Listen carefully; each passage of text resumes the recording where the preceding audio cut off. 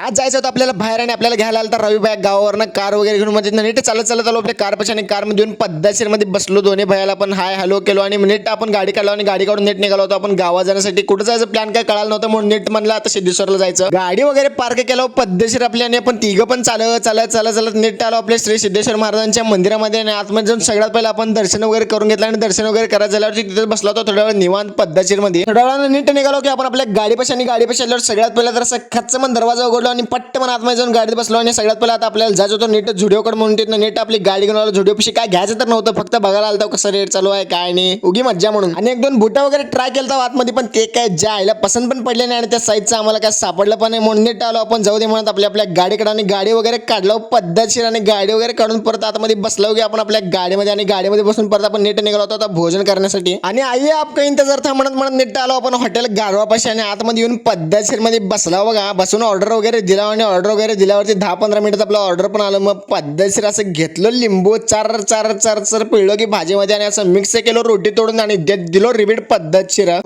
रिबीट दिलता सगळं आणि रिबीट द्यायला झाल्यावरती परत गाडीमध्ये बसलो आणि नीट निघालो होतो घराकडे जाण्यासाठी. कारण त्यांना अजून भया लोकांना जायचं होतं गावाकडे, त्यामुळे त्यांनी मला घरापाशी सोडून त्यांनी पण निघाले गावाकडे जाण्यासाठी. आणि तुम्ही परत व्लॉग आवडला असेल तर लाईक फॉलो तेवढं नक्की करा.